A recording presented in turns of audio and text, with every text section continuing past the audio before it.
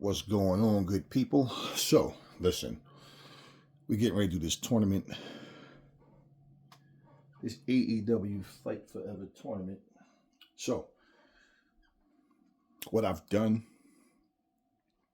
you guys know I made the BWO, but it was fun making them, and it was fun using them for a little while, especially Inchworm, because he was like, he wasn't there that long, and with the original 3 members,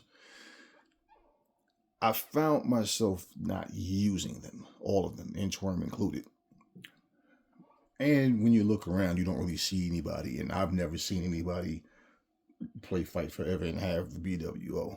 In fact, even if they made them on 2K or any other game, Fire Pro, you just don't see Inchworm. So I have, of course, the BWO on Retromania. And I'm like, okay, I just don't find myself using them. Every time I play, I'm just kind of skipping over them. And then once in a while I'd use, and it's like, you know what? Then I thought about people that I wanted to use that I didn't make.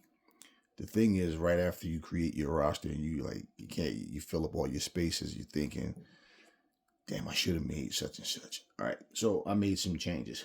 So I replaced the Blue World Order with the Mountie, Kyle Fletcher, Superstar Billy Graham, and Alex Hammerstone. So let's get this tournament started. We're going to talk about AEW. So first match will be, as you can see, the Mountie versus Kyle Fletcher. The second will be Bishop Khan versus Ryan Nemeth. The third will be Superstar Billy Graham versus Shelton Benjamin, who I made, I think, maybe a month ago. Then you got Alex Hammerstone versus Rowdy Piper. So, yeah, since Shelton has come to, since he's come to AEW, I said, hey, why not?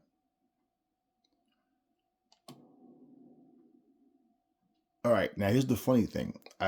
This is my Switch version. So on my Series X version, that's where I have Bobby Lashley.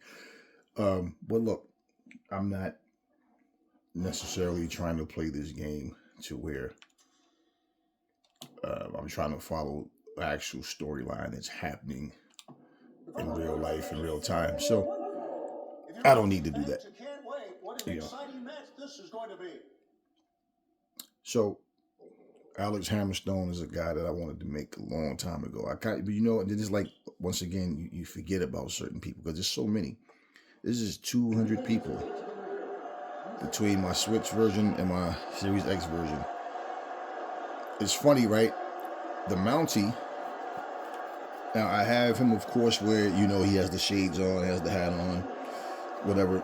Sometimes I'll add something to them, like Kyle Fletcher, for example, with the little facial hair. Then you see pictures or certain videos of some tiny wrestling on the federations, and you'll see them with a different look. And sometimes I might like old look more than the current look, or I'll combine them. Like, Superstar Billy Graham, for example, I made him with hair instead of with the bald head. The bald head is when he got older, but it's okay. It's quite all right. So, I don't know if you guys saw Full Gear. Full Gear was solid. To me, easily, Kyle Fletcher and Will Ospreay, man, they did the damn thing. They did the damn thing, man. They killed it. And Kyle Fletcher, I feel like, really needed that win. Now, looking at the two of them, more than likely we cheer for the face to win. But when you look at, like, Will Ospreay is over. Like, he's over with the fans. And for Kyle Fletcher, they just created a new superstar. And now what they need to do, put him in the right matches. This is with anybody. Like, put them in the right situations. Because it would really suck for him to beat Will Ospreay and then he turns around next week and lose to Ricochet. Like, you know what I mean? Like, so it's just like, no. Push them where that one match is not going to last forever. So they need to be put in the matches to where their shine is not going to be dulled because you booked them wrong. That's what I don't want to see happen. And Kyle Fletcher shined in that match. They both did, but I mean, he showed, yeah, I can hang with Will Ospreay. A lot of times in wrestling, man, you can see, most of the times, you can see when a guy is holding back to make another guy look good because he can't really keep up. So they'll hide their limitations by having them dominate a little more and things of that nature. But like Kyle Fletcher kept up, man. Like, and yeah, Will Ospreay was hurt in the match, and he was pretty much taking the majority of the punishment. But Kyle shined, man, and that's what you don't want to see happen. Now he comes into a match and where he should be getting over, especially like I feel like he's gonna get a push for a title run. What title? So I don't know. Maybe we'll see which direction they go with him. And I'm not trying to like really pick apart what I think they're gonna do with that situation, because I mean, to me that's part of the fun of it, just watching how stories unfold and where they go with the next wrestler. So yeah, Kyle did his thing, and they both did. Him and Will Ospreay they tore it up. Now let me talk about the Hurt Syndicate, because as you know, Bobby Lashley, he won the match, and I'm saying to people, did you really expect Bobby to come and have one match against two? Well, he fought, it was Cheeseburger and some other guy. He was two jobbers. Cheeseburger has been well known on the indie circuit. That's where his notoriety comes from. He's never been like a major player in a big promotion, but like that's where he's known from, and this is why he get cheers. If you notice, anytime you see him on AEW programming, he gets a big cheer because they know who he is. But for him, like the Mounties about to get pinned. But for him, and I forget the guy, his partner that, that pretty much, teamed up with him to fight against Bobby Lashley. Of course, Bobby Lashley was supposed to beat these two. So to have him beat those guys, then come and lose to Swerve, this is his first, big match in AEW. It weakens him. It's like, why'd you bring him here just to have him lose like that? People were saying, oh, Ricochet lost to, Ricochet. Look, one of the things that I realized a long time ago, these are the WWE fans that will watch AEW just to criticize. And they'll watch and say, oh, they should have done this and that. No, Ricochet is not going to come to AEW and then dominate. It's all about Ricochet. Ricochet wants some high profile matches already. Why should he all of a sudden just be walking around with gold already? This is one of the biggest mistakes that most companies make when they do get someone that just came from WWE. Is as soon as they get there, let's put a belt on them. Ricochet's been doing his thing. And I don't feel like that's going to hurt him because he lost to Takeshita. And Takeshita's a big deal. He's not some wrestler that just came and he's like, he pretty much, he's, like I say, he's coming in and won some high profile matches. In fact, he's one that actually beat Kyle Fletcher when he came there. Kyle called him out and they fought and Kyle lost. So this is what I was thinking about as far as the Hurt Syndicate goes. A lot of people are anticipating that. Wait, pause.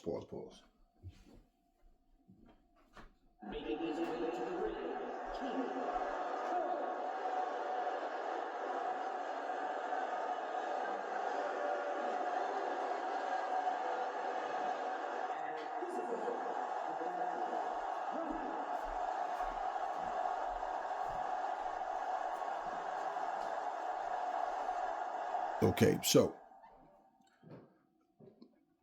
a lot of people are anticipating that Powerhouse Hobbs is going to be the next person to join the Hurt Syndicate. That could happen. And there's a lot of, of course, everybody has an opinion on what they think is going to happen. The other thing that I'm hearing people say is that Swerve is going to join. That could also happen. Now, if you look at who's on AEW's roster right now, Lee Moriarty is like, he's pretty much been being used mostly in Ring of Honor. So he's barely on like an AEW, Dynamite or anything. Even if they put them on like Collision or something or whatever, Rampage, they're defending Ring of Honor titles or fighting. It's something Ring of Honor related. But I really don't feel like Lee Moriarty is a. I mean, if you look, anything, things can work if you do it right. I just don't see Lee Moriarty as a person. Him and his Hurt Syndicate. I mean, look at MVP, Bobby Lashley, Shelton Benjamin. Now, initially, if you go back to TNA, when it was MVP, because that's where it started, Bobby Lashley, and it was Kenny King. That was a long time ago, too. Of course, they were all a lot younger. But looking at now, the three of them, I don't think Lee Moriarty really fits into the Hurt Syndicate. I mean, of course, it would be like a change of character and everything, because like how he is now, especially like just throwing a suit on him and having him come out the way. I don't feel like Lee Moriarty fits in. I don't think he's the best fit. Now, for Swerve Strickland, people think and this would be the thing. People feel like it's more of a situation where he's going to turn on Prince Nana, because he'd have to, because, think Prince Nana and Swerve is just going to decide they're going to join the Hurt Syndicate. Well, what does Prince Nana fit in? Like, what, unless they come up with something completely just different and make it work, which is, that would be something they would really have to dig into. I just don't see that working. I just don't. I don't really care to see the dysfunctional family thing like how you had with like the Usos and with Roman Reigns and all, like the whole, I really don't care to see that right now, to be honest with you. It's one of those, like I said, if something is done right, then yeah. And it's always going to be subjective with somebody that, they should have did this or that, but I really don't want to see that. And not only, for one, it's predictable. They've done too much to Prince Nana and to Swerve for that to work. And even if he turn on Prince Nana and go with this whole MVP has opened my eyes type of thing, and I've been held back, but with the Hurt Syndicate now, my opportunity, that would be stupid, because Swerve has had opportunities. Swerve has went to the top. Swerve has beaten a lot of top guys there. So to me, that would just, like I said, that would just be a storyline where, man, you guys got to come up with something really extra to make this make sense. Then, somebody pitched the idea that I really don't like at all, and I just really don't see them doing this. The person pitched the idea saying maybe what they'll do is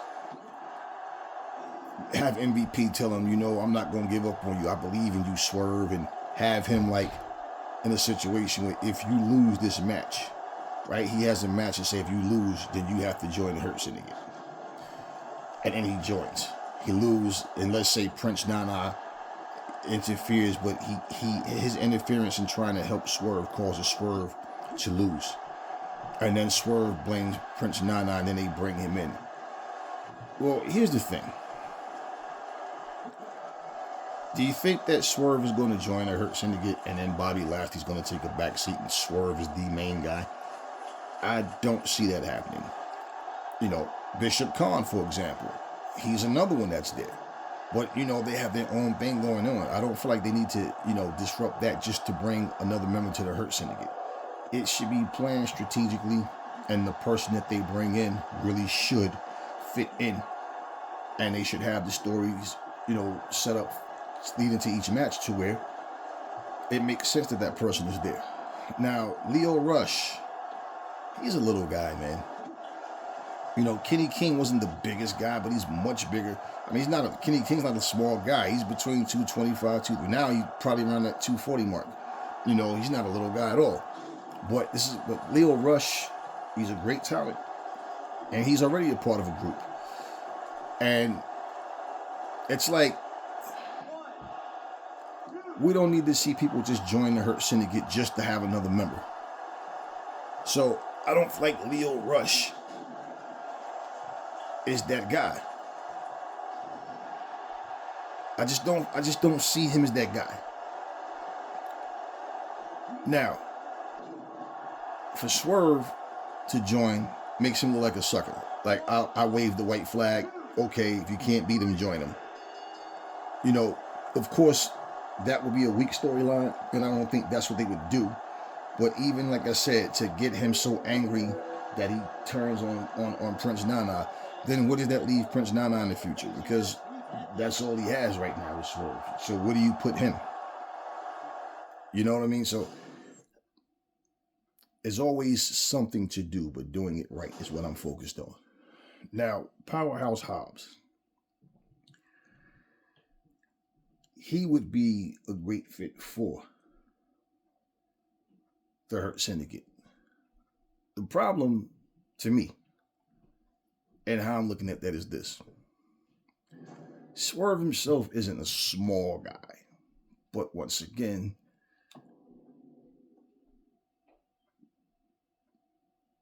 AEW is always like, they don't have, the big guys are always either heel or they just don't win a hell of a lot. So what ends up happening, think about this. If Powerhouse Hobbs does join the Hurt Syndicate, I can see him, if they look, I don't know how they're looking at it, and I don't even know that that's going to happen, but this is what people are saying. But if that was to happen, let's look at it this way. Unless you're going to give Powerhouse Hobbs not just a push, not just to have him aligned with guys, kind of like Willie Yuta being a part of, Moxley's group, where he's there, but he's like the new kid on the block there bouncing around, and he has to do with what he says and what Claudio says, and I don't want to see that, and I don't think Hobbs is going to go for that type of stuff. That would be completely stupid. But this is what I for me, AEW, of course the Hurt Syndicate is a part of AEW, but they need some powerhouse guys, big guys that's representing AEW, that's faces. All the faces always end up, like I said, they always end up the big guys being a bad guy. And the guys that's always the heroes of AEW are these little 190-pound dudes. People like, look, I like Orange Cassidy though. See, because Orange Cassidy had that I don't give a damn mentality, and it's like the way he approaches matches and the punishment he takes and how he bounces back and how he fights hard, it's believable. You understand? It's like it gets you into it. Like his match, he gets you into it. Darby Allin, I like Darby. He's a great talent. But Darby is more praised for how he takes bumps, getting thrown off of things and being slammed around and slung around. And it's like guys like him, then the Adam Coles, like these little small guys are always like, we're the top guys in AEW. And it's like, they don't have, I don't know what's going on with Wardlow. Okay, I don't know what's going on with Wardlow. I'll get to that in a minute. But this is what I say. I think Hobbs needs to stay a face.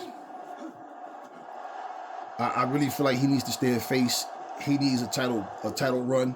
He needs a great push and a run to where he can get there, so you can establish having these stars that's AEW born and bred. But not only that, champions that people can look at. That people can look at them and respect what they do, and it's believable. Like Hobbs, like he can beat just about anybody. You understand what I mean? Like, do you really think Adam Cole? Like, just imagine these little guys beating these big, strong dudes. And I mean, aside from a roll up, a quick pin, I mean, like, what moves are you going to do to these big guys that they can't take, but you can take their moves? Like, you understand what I mean?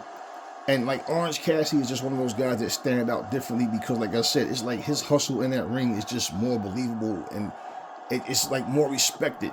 Darby is more like a rag doll, you know. And here you are, Sting was your guy, man. You know.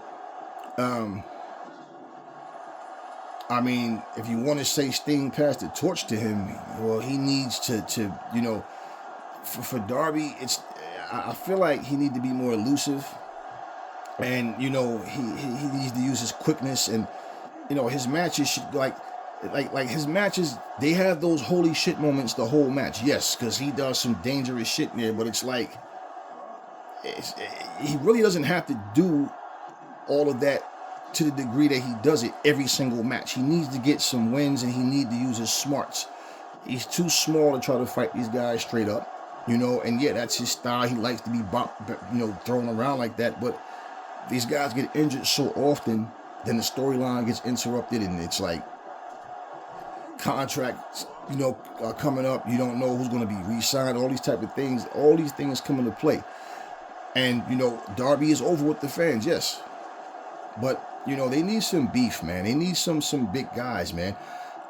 Okay, this is what I'm thinking. Also, now I didn't hear this from anywhere, but this is what I'm saying. We haven't heard from Keith Lee in a long time. And I just hear nothing but rumors. Because I remember a couple of months ago, there's content creators that have put up a thumbnail saying, Keith Lee back in WWE. You know, Edge back in WWE. Anything just to get you to click on. And they end up saying, could it be that Edge is coming back to the WWE? Could it be that they do all this nonsense? You know, and you see a whole lot of different things. Even like when you see guys like Ricky Starks coming out at a GCW show, you know, Kenny Omega going to do something with Japan that clearly AEW has a partnership with. But when these things happen, right, if people are talking about the story, even if they're assuming that they've left AEW, you know, Tony Storm supposedly retired, whatever it may be, whatever audience they're speaking in front of, whatever show they're in front of, you know, they're at, that's more people hearing about AEW, you know, or whatever, you know, company you wrestle for. But Stark saying he's tired of being, you know, kept off TV and this and that. And okay, cool. Here's the thing, though, right? AEW is no longer just talk. I've been hearing about it, but I saw an actual advertisement for it, the other day that AEW in 2025 is coming to Max, which is a great step for them, a great move, and they're still going to be on TNT and TBS as well. And we've been hearing rumors about a new show called Shockwave that will replace Rampage. All of these things, right? Think about it. It could be, let's keep Edge off TV until we go on Max, right? Because for every move that's made, now all of a sudden Edge comes back. Maybe they bring Keith Lee back. I don't know if Miro's still there or not. I don't know. But these guys have been nowhere else. And you haven't seen them pop up on any other shows. I don't like to go by rumors and speculation because all it is to me is rumors and speculation until we get something solid. So let's look at Keith Lee.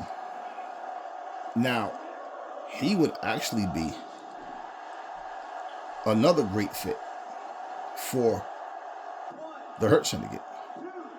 Now, Bobby Lashley told a story the other day that I kind of wish I didn't listen to, because he said that what he wanted to do with the Street Profits was guide them, lead them, and he said he wanted to stay in wrestling for another year or two, and he said he was going to have the Street Profits turn on him, and then he was going to, you know, wrestle him, the two of them. And I think it was two other guys, he said, and then he was going to like put all of those guys over, and then he was going to leave, you know, retire after putting those guys over. Now, my thing is, I hope that that's not the story that happens in AEW. Simply because it's predictable after you just said it. However it goes and whatever they do, let's look at it this way.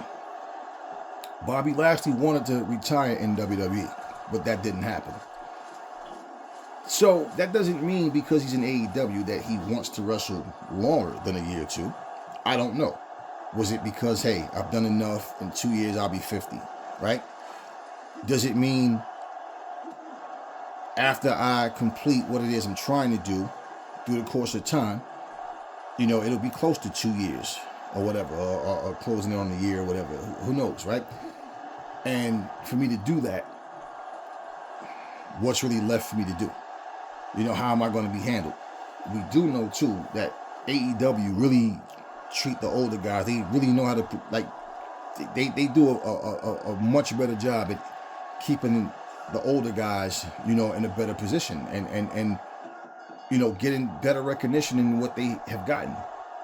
So he may end up extending his contract with AEW. Who knows? Maybe he, I don't know how long his contract is, first off. But maybe he wrestled more than a year or 2 years. Who knows? We don't know. But however it goes, when he leaves, does MVP and Shelton Benjamin stay? Him and Shelton are the same age. So basically, what happens after that? Now, does MVP stay? Because you can manage a lot longer than you can wrestle. Does he stay? And who is these members? Now, Keith Lee, I believe, is about 40. Yeah, I believe he's about 40, maybe 41 right now. What I'm looking at is we don't know what the plans for the Hurt Syndicate is. Is this something they want to just keep going? Beyond Bobby Lashley, beyond Shelton Benjamin, right? I don't know. But I'll say this. Keith Lee would be a great fit for them. What we don't want to see is anybody, whether it's Keith Lee, Leo Rush, anyone, come with this whole, the Hurt Syndicate has gave me an opportunity. They've opened my eyes and I've been held back. Because now you're just shitting on AEW, right? And the thing is, because they're a part of AEW, they're on the roster, I don't know, they might look at it like it's just a good storyline, but it's really not. And then it just make it look like your company is shitty.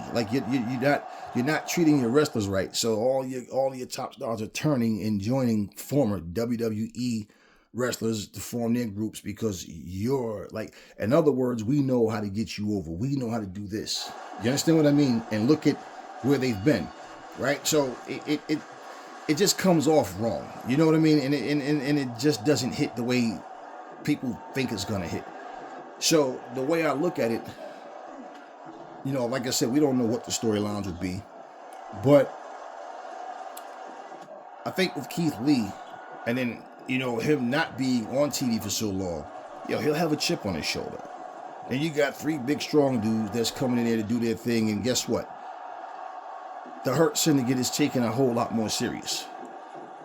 Think about the guy that they had. Was his name Cedric Alexander or whatever his name was, right? That was that was with the Hurt Business. Think about it. Does that version compare to having Keith Lee a part of their team? Now, Swerve, Leo Rush, not so much Lee Moriarty because, like I said, he's mostly he's doing the Ring of Honor stuff. But Powerhouse Hobbs. What makes sense if any of them join would be if all of them. if they form a big group and all of them are there. It would be the first time you've seen a huge African American group like that, but then 2, right? It will also cause better storylines for AEW to bring back a guy like Wardlow and get these because it has to be balanced.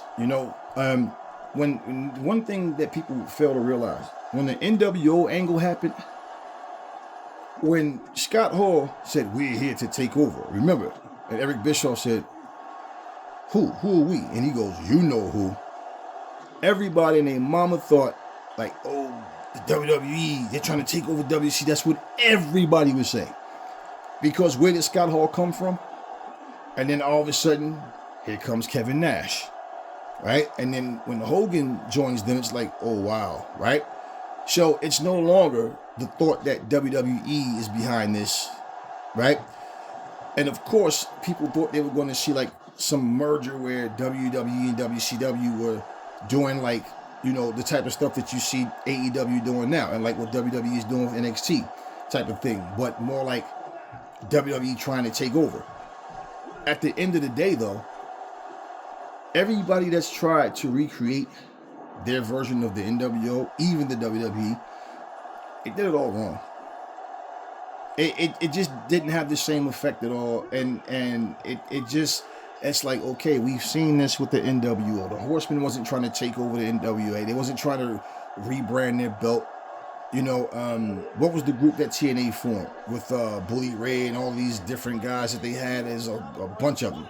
Forget the name that they called their group, but you know, when they say we're taking over, they mean like we're gonna call the shots, we're gonna do things our way. But they're still all trying to do this NWO stuff. I don't feel like that's what the Hurt Syndicate needs to be. But if the Hurt Syndicate did decide to go that way, it's not so much about, well, we know it's not them trying to do it for another group. It's them trying to call shots. That means you got to get more like of a situation where the owners are involved. You know, it's more of a power struggle. Like, you know, it has to be done right. Not just coming out talking shit and fighting against guys that represent AEW, and you're saying we don't represent AEW, we're here to take over AEW. Like, that's not the storyline you want to see. I don't think that's even close to even happening. But, and I'm saying it will make, just think if they had Swerve, if they had Powerhouse Hobbs, if they had Keith Lee, if they had Lee Moriarty, if they had Leo Rush, that is one hell of a group. And 10 times out of 10, when you got a group that big, it's not going to be a face fashion. It's going to be a heel fashion. So I don't really know, and I don't really want to know. I want to watch him and you know, be surprised about what's happening. That's how I prefer it. I don't want to know ahead of time what's going to happen. But to me, when I see, you know, the things that I've seen so far, I just feel like people are like, you know, they're not considering, like I said, the move to Max. They're not considering, you know, when guys are not on TV. This is what happens when they tell you. You hear it all the time. Wrestlers will tell you that they will let go because they were told we have nothing for you. Now, when a company holds on to you and say, hey, man, listen, I know it's been a while. Just be patient. You know, we're working on some things. This would be an opportune time to move to Max. And then also, you know, when you have a fresh fashion start, you have different things going on.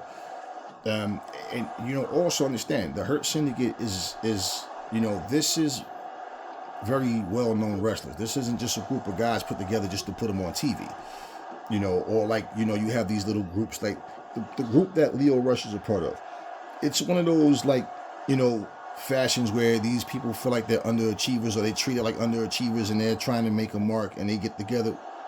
And yeah, it gets them, even if all of them don't wrestle the same night, they'll come out to support the one that is wrestling. They'll have segments with them backstage and things like that. So yeah, it's one of those type of things. And so you need, you know, if you have a heel fashion, then you need a face fashion. And if not a face fashion, you need some guys that's going to stick together and fight and stand up for the so-called good fight.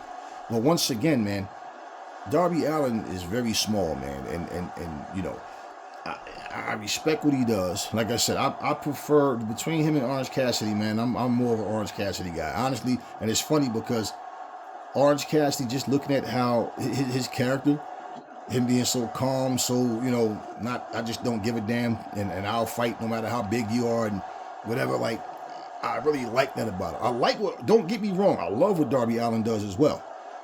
But what I'm saying is, as far as him winning, like, and fighting these certain guys, like, okay, Moxley just defeated Orange Cassidy at the pay-per-view. Okay, but if Darby Allin is going to actually beat Moxley, Orange Cassidy had defeated Moxley before, but if Darby is to defeat him, does he defeat him and then have a, 2-week title reign, or does he defeat him? And because every match that Darby has, man, he's getting bounced all over the place. You understand what I'm saying? He will be the type of champion where people won't even expect him to hold on to the title, is what I'm saying. At least with Orange Cassidy, because if you look at Orange Cassidy is like always wrestling, and he wins a hell of a lot more than he loses.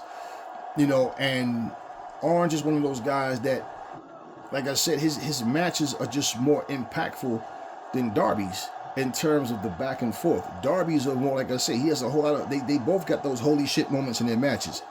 But Orange, it's just more believable, man, than what Darby does in terms of him winning. You know what I mean? Like you're looking at Orange like, okay, come on, you got this. With Darby, you're never really sure. You feel like, is he gonna win? Because he gets bounced around so much. Then it's like every time Darby has a big match, he disappears 3-4 months. He gets hurt so often, man. So yeah, I mean, this is where I'm saying AEW need a Wardlow. They need a Powerhouse Hobbs. I don't know what it is with wrestling, man, but it's like they have something against big, strong dudes, man. Like where they can't be faced. They have to be healed. I mean, look at Brian Cage win-loss record. Now he has that television title. I think it's the television title he has in Ring of Honor. It's like, okay, about time, because every time I honestly, man, if I've seen 50 matches with Brian Cage, man, it's like I've probably seen him maybe 4 or 5. Every time I see this guy, he's losing. I'm like, what do y'all have against Brian Cage, man? Like, what is, it's wrestling in general. It's something about big, strong dudes. They just don't stand out anymore. They get these little 180, 90-pound dudes, and all of a sudden it's like, this is our guy. And then you think about when TNA was built, the X Division is what got them over. The X Division was treated like, hey, man, this is where we excel. But look at the X Division now. The X Division is not even talked about. I mean, someone has the title, but it's not even spoken about. They don't even make it a big deal anymore. You understand what I mean? And when you go back to the WCW days of having the cruiserweights, WWE created the light heavyweights division. Those matches, when you think about it, that's why 205 Live didn't last. Because here's what happened. When you had guys like Mil Mascaras, he was like one of those guys. He was the only one doing what he was doing. On American TV, of course, the Lucha Libre style was always there, but unless you were seeing it, you didn't even really know. You wasn't expecting these moves that you saw these guys doing. Juice and Thunder Liger, Brian Pillman comes along, but you had Rey Mysterio. But then once you have a cruiserweight division, once you have a light heavyweight division, now seeing people do all these crazy moves are not so exciting anymore because you see it every week. And this is why I didn't think 205 Live was going to last, and it didn't.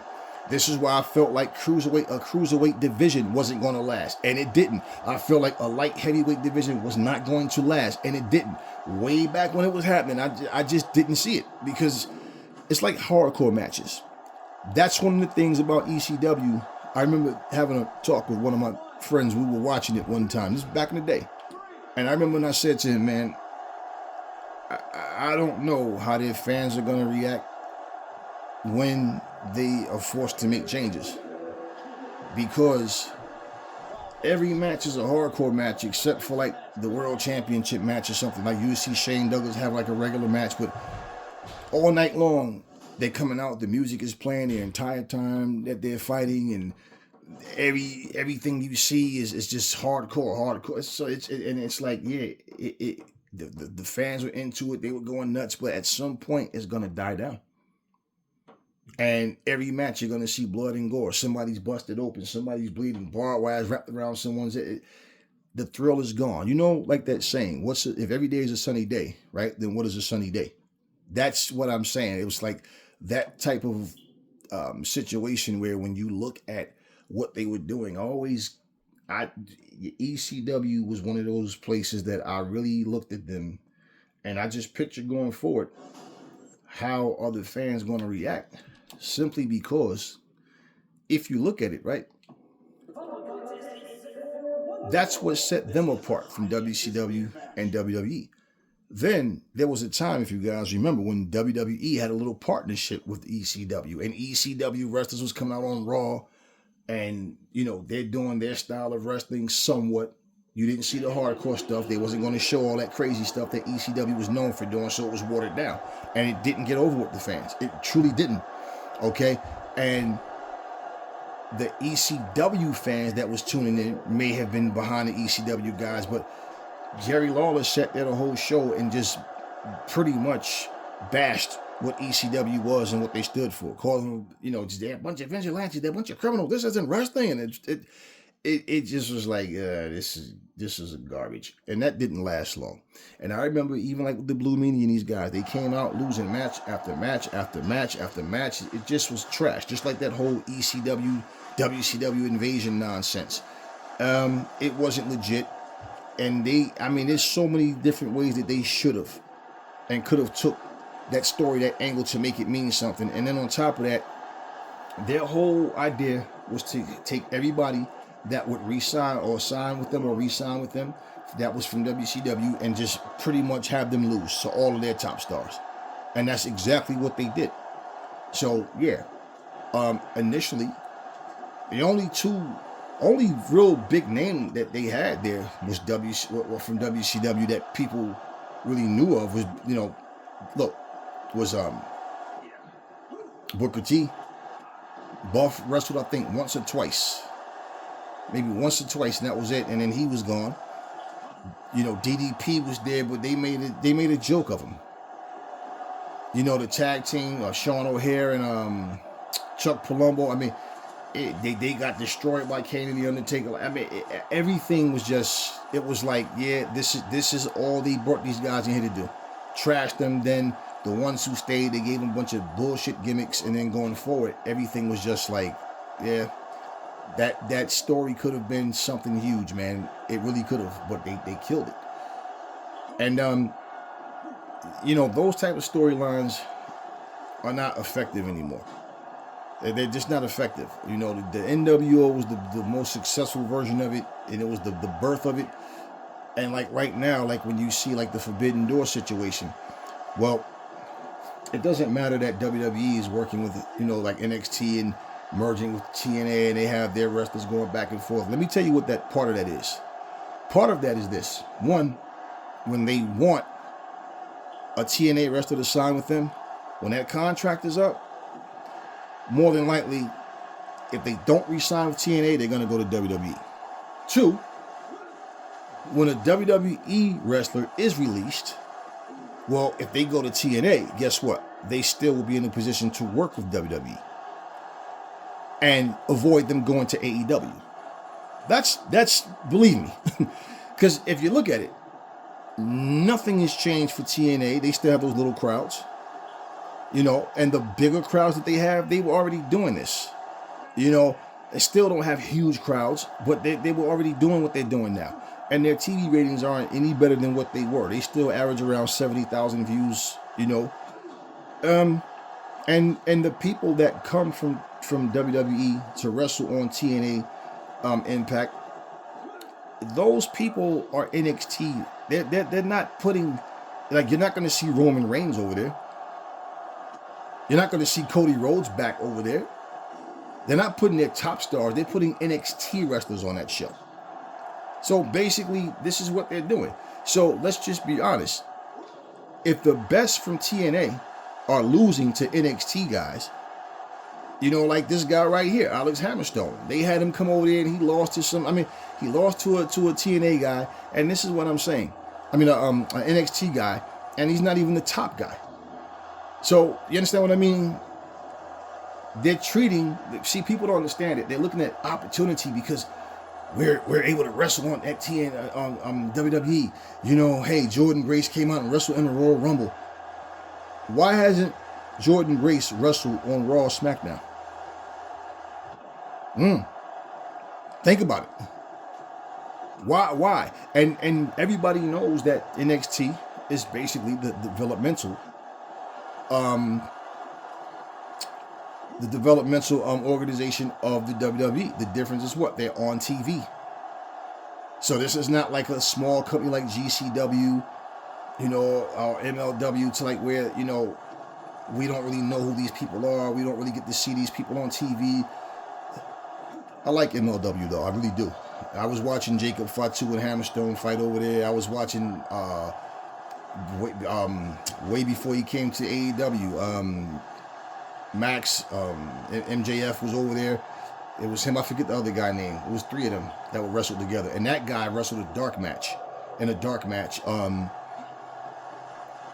AEW for AEW, and I was hoping that Hammerstone would have went there so the three of them could unite, get back together. But you know, this is what I'm saying. This is what's happening, and you know, people don't look at it.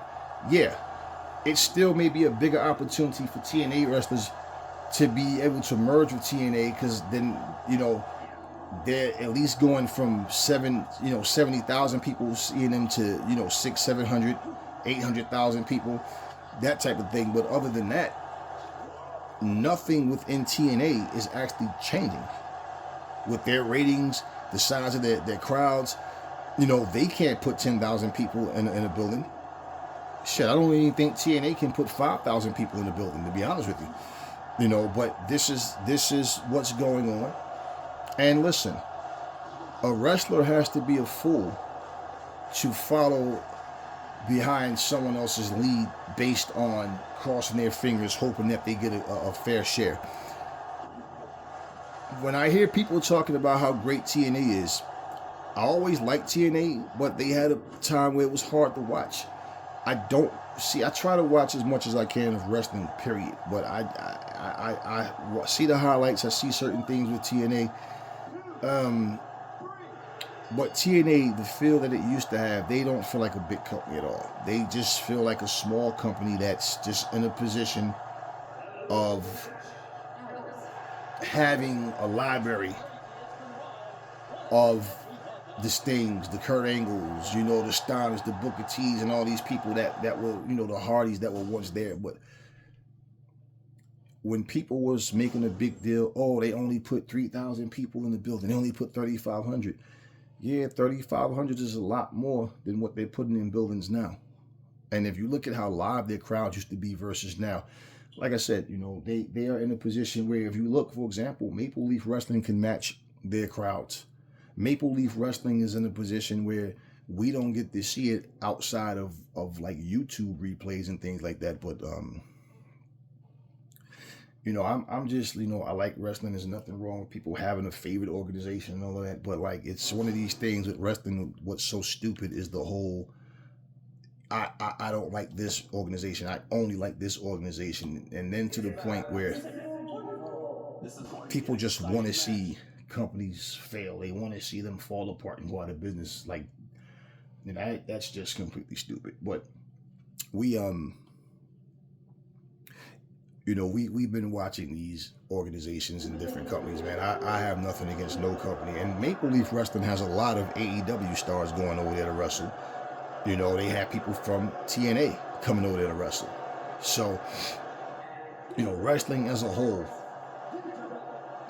if you're someone that really like wrestling and you just watch wrestling in general, then you know what I'm talking about. But if you're one of those, I only watch this, I only watch that, you know, that's fine. But if it's done with an attitude, with a chip on your shoulder, where I hate AEW, I hate TNA, I hate this company and that company, I only watched WWE, they're the only real company, then you're not a wrestling fan, you're a WWE fan. And you will not understand what I'm saying, where I'm coming from, because you have this natural order of things mentality. You think whatever WWE is doing, they're the only ones that have the right to do what they're doing. They're the only ones that have a right to be, you know, major. Right? Regardless of all the haters, you know, you guys don't realize how, like, Eric Bischoff and what's the other, Vince Russo, these guys are pathetic, man. They are miserable. They have a whole, all they do, if you look at their show, right? I haven't watched them. I just can't even stand to listen to them talk anymore. Every thumbnail is about AEW, and it's always something negative. Every single thumbnail. They rarely ever have a topic about WWE. Everything is always let's bash AEW. So even if they mention something about WWE, nope, they praise. Look, I've seen several channels right now that are sick of what WWE is doing. They don't like the programming. They don't. There's things that I see and people will go, oh my God, that was an epic show. Oh, that was this. And I'm okay. If you like the show, then you like the show. But clearly, it's one of these things where the things that these people are pointing out, you never hear come out of the mouth of Eric Bischoff. You never hear it come out of the mouth of Vince Russo. And you know what's funny? Bully Ray, he doesn't go like balls to the walls when it comes to WWE, right? I notice all of them. And I tell you, the reason is because they don't want to say something that may prevent the WWE from bringing them in to some type of capacity. And all of a sudden, guess who you see pop up on WWE TV? Bully Ray. And Devon. But this is the thing I'm saying. If you're going to be biased, then stop saying that you love wrestling. Stop. You love the WWE. Because there's no way that Bully Ray, Vince Russo, Eric Bischoff, any of these guys can watch the same program that everybody else watch. But somehow, the three of them somehow just, WWE can do no wrong. Everything that they do is perfect, which is crap. I don't think it's necessary to sit and try to bash a show. It's not about that. It's really not about that. It's not what it's about. I'm not saying people should sit and pretend they like something that they don't like. But it's like, man, if you don't have anything good to say, just then fall back. Why? Constructive criticism is one thing. But if you find yourself every single week, all you're doing is complaining about something, then why do you continue to watch? You're monetizing your channel. You think Eric Bischoff and these guys are sitting here not making money off their channel? They can sit there cocky and arrogant and talk about what they got going on outside of their channels. Well, you're making videos every single day. We're not stupid. And you know that there's a lot of AEW haters out there. And if you're saying negative things, these people are going to praise you. The second you start speaking against something that you didn't like on WWE, like I said, they're very moderate about it. But I've seen segments of Raw, SmackDown, NXT, whatever, and certain things are just so like, it's just like, let's just keep recycling the same things over and over. And not only do they just recycle the same things over and over, but when a storyline just makes no sense, like they don't put any real effort into a particular storyline, it just to me is like, watch Eric Bischoff and Vince and all these guys act like they don't see what we just saw. And everybody else will see it. And I'm just like, whatever. It is what it is. Maybe it'll be better next week. I mean, even like, for example, right? If you look at what just happened with Jade Cargill, nobody saw anything, right? She just ends up supposed to be injured, broken. They tell now I saw she got broken ribs, this happened, facial damage, and all this type of stuff. Now we know in real life that's not what happened. We don't know what the situation is, what the storyline is, that why she won't be on TV for a while. But yeah, when they write someone off TV because of, it could be anything, family issues, something. I mean, it could be anything. She might really have an injury, but they're gonna make the injuries worse than what it is. Okay. That's fine. But also we know that Bianca lost because they have plans to push someone else. So they're eliminated from the tournament. We get that. I don't have an issue with that. My whole thing is I'm not going to sit here and watch a show and every show I got to recreate what they should have done. No, we can always piggyback off of what we see. Wow, isn't that something? Hammerstone won the whole tournament. And this is the guy I wanted to make more than anybody. Him and Superstar Billy Graham. But anyways, so things like that brings more intrigue, somewhat. It brings intrigue to those who go, oh, what happened to Jade, right? People that are invested into it.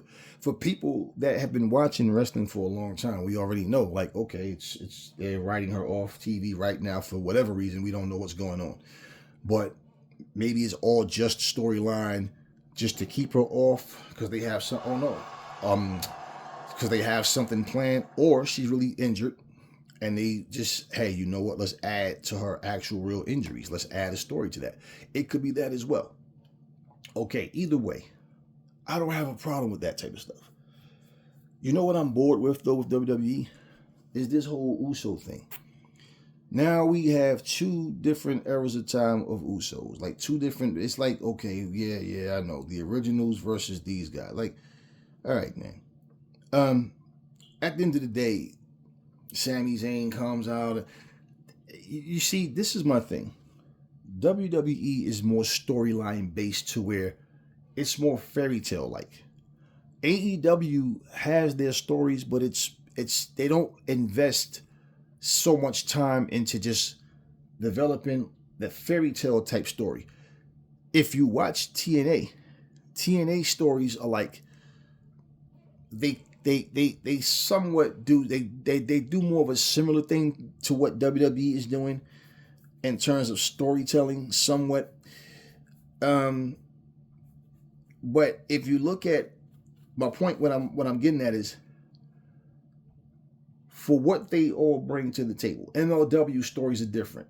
You understand? TNA was doing cinematic shit, like with Rosemary going to the dead realm and all of that, and you understand what I mean? All this kind of stuff. Okay, because according to them, the bunny died. Then she showed up in AEW. Is that any different from Vince McMahon getting blown up in his car? Then a month later or whatever, he pops up on Raw. Now, did we really think he was dead? Don't get me wrong. There were a few people who asked me, you think he really died? When that actually happened. And I just looked at them like, are you seriously asking me that question? But what I'm saying, y'all, is AEW don't do those type of storylines. AEW don't have wrestlers with magic powers. They don't do that. I don't even want to see AEW do that type of stuff. Okay, but my thing is, you should not watch AEW and judge what they do based on what WWE does. You shouldn't watch WWE and think they should do what AEW or what TNA is doing. No, either you like what they're doing or you don't. The issue, truthfully, with all these hateful ass fans though, is that they think everything is supposed to be a clone of what the WWE is doing. And then if they do anything similar, oh, they're copying. Trust me, if WWE didn't have a partnership with TNA, all of these people all of a sudden talk about, I love this NXT TNA. Yeah, I know. You're the same exact people that was saying TNA sucks, it's trash, it's ass, it's a little indies company. Oh, they're not even relevant. I didn't even know that they still had TNA. You are the same exact people. Now, all of a sudden, because they have a little merger with the WWE, all of a sudden now you love TNA. No, you don't love TNA. You hate AEW, and now you want to give AEW TNA more light because you hate AEW, and you know TNA is not a threat at all to WWE. The same way, several wrestlers have left WWE and said that, hey man, like Triple H said, I'm not gonna let you get out of your contract and leave and go to AEW. Yeah, but you guys, AEW is not a threat. Here's the deal. It's all about wrestling. For some reason, you fools don't like the WWE, the NWO type of storylines anymore. But you always comparing and trying to say what another company isn't. Why do you even care? That's why I say if you hate, I don't hate any company. But for you that hate, you claim I hate this, I hate, then why do you watch? You watch for the same reason Bischoff and Russo watch, just so they have something to talk about. And you guys don't even have channels. You just like to come on other people's channels and talk. That's just miserable. It means you truthfully just don't have a life. Because if I got to waste time out of my life watching things that I don't enjoy, that doesn't say a whole lot good for me. That does it. So I'm just saying, man, like this whole thing with wrestling, man, is like I want to see different. I want to see variety. I don't want to watch MLW and I feel like I'm watching TNA. I don't want to watch TNA and feel like I'm watching AEW. I don't want to watch the WWE and feel like I'm watching AEW. I don't want to watch AEW and feel like I'm watching WWE. Every show should have a different feel to it. You guys that can't accept it just don't understand it. So it is what it is. But Yeah, right now I'm interested on seeing where this storyline goes with the Hurt Syndicate. Definitely, I want to see what's going to happen with Mercedes Moné. She's another one. Oh, she sucks. She's this. She's that. I know, because she's not in WWE. Everybody suck once they leave the WWE. As soon as they go back, it's yeah. We got Sasha back, right? I know. It's always the same thing. But at the end of the day, I definitely want to see what's going on with Mercedes, and I always like Chris Statlander as well. See what they're gonna do with her. And what I'm waiting for is for Camille to finally get tired of Mercedes shit. And because I listen, let me tell you, Camille. Now this is the one thing that I didn't like that they was doing, is the way she's like punking Camille around.